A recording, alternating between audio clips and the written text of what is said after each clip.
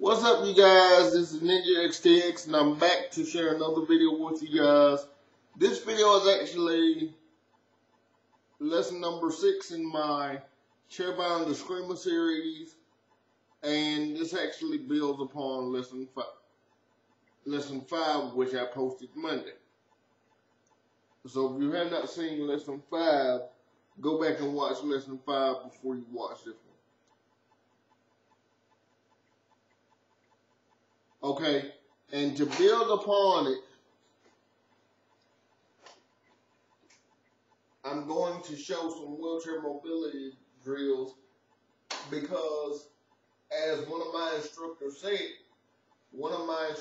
says, the way we move our wheelchair and the way we move it in conjunction with the stick is our footwork. Let that soak in for a moment.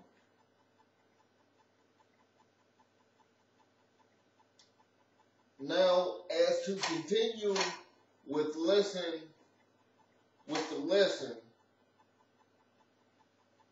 as I was showing in lesson 5, you have to keep both hands mobile when attacking. Now,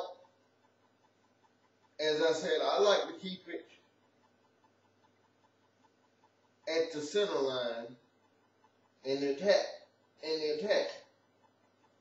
But a question was posed to me, which I was going to cover this in this lesson anyway, but I will go ahead and throw this question out to you guys. What do you do when you're in a manual chair and have to push the manual chair? This goes back to my first lesson. In that way, ladies and gentlemen. Remember that when we are being attacked, a person has to step to us to attack us before he or she, and yes, I said she, can actually execute an attack. But here's where the difference kicks in. What you do when someone comes in to attack you is you ram your footrest into their leg or foot, and then you strike.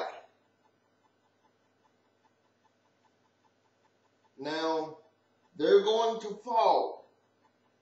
So, when they fall or start to fall, you continue, but you have to alternate hands in order to keep the attack going. So, what we do is, as you strike, push, let the chair go in a coasting, kind of like it's coasting. Don't hold on to the wheel, because if you hold on to the wheel, your opponent can come back and attack your center line.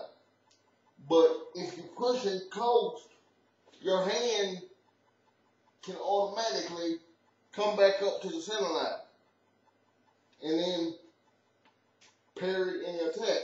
Then you switch hands, push with the other hand, attack with that hand, driving the chair forward again to jam them up again, and you just keep doing such.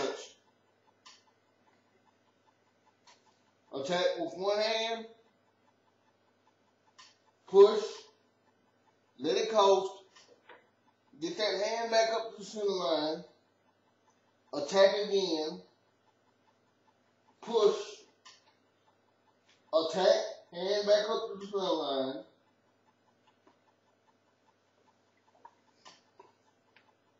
push, attack, hand back up to the center line, push, attack, hand back up to the center line,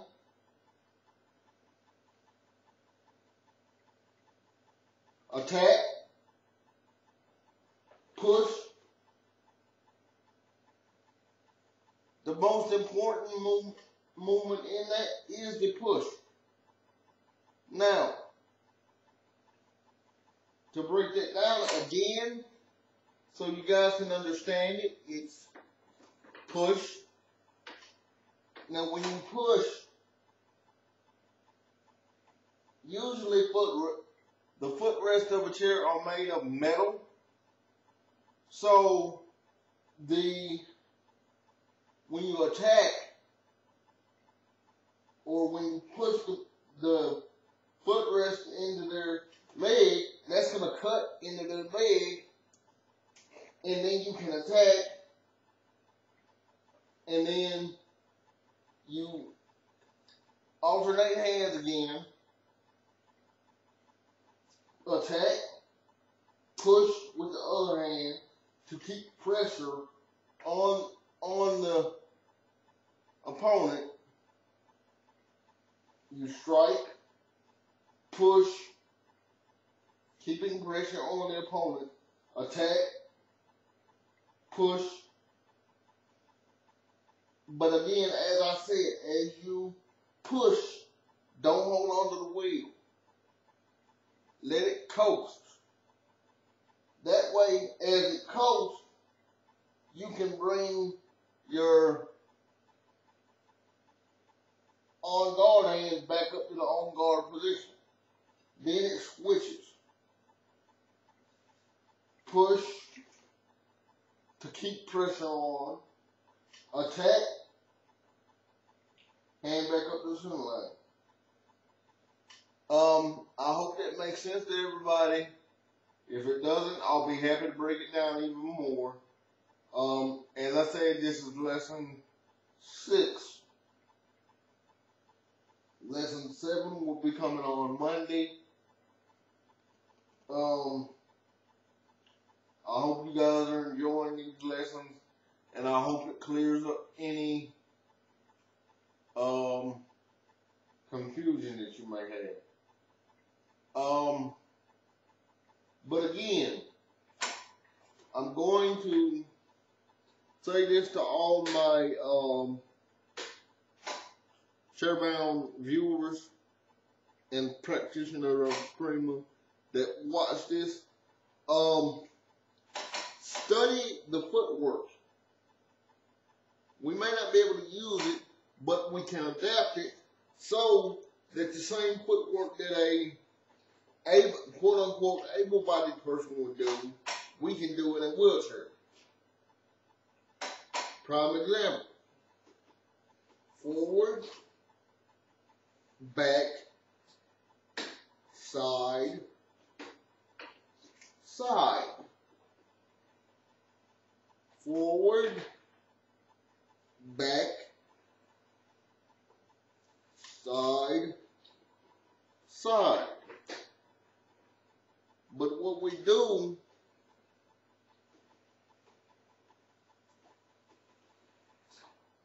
to break it down a little bit better,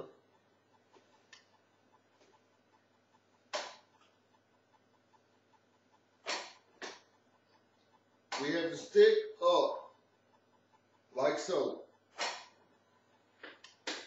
Forward, back, side, side.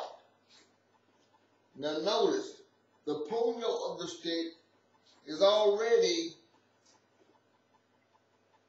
facing your attacker or your opponent. So, if he makes an attack, just hit with the ponyo first and follow through. But always keep the footwork going. So, whatever he comes with, you can deflect it. Whatever he comes at you with, you can deflect it and start your own attacks by using the punyo first.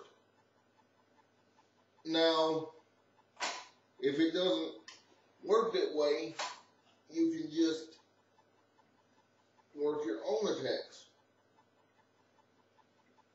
But keep your hand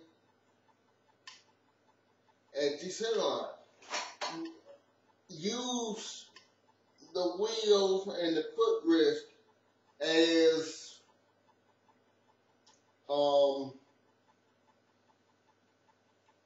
if a Wing Chun person would use a Wing Chun or JKD person would use their legs to trap the other person's leg or kick. Because I'm here to tell you, if you think about what these wheels have on them, they have, let's see, this chair is, as I've said before, I think 200 and something pounds. So these wheels support 200 and something pounds. Plus me, or plus you, plus the human being that's in the chair. So think of it like this. If a person gets, let's say, a 355-pound chair coming at them, they're not going to want to continue the attack after the chair hits and then you hit. But once again, study the footwork, see what you can get out of it, and then come back to me. I'll be happy to discuss it with you guys because that's what I do. That's why I started these lessons, and I want to hear you guys' concerns. And I'll try to address them as best I can. But if you guys don't tell me your concerns, I cannot address them now, can I? Peace, take care of yourselves and each other. One world, one love. Thank you very much for watching. Bye-bye. Oh yeah, and if you have any questions, comments, or requests, please send them to my YouTube account, or if you're not in touch with me on Facebook, please send them to my Facebook account. Thank y'all. Love y'all. Bye-bye.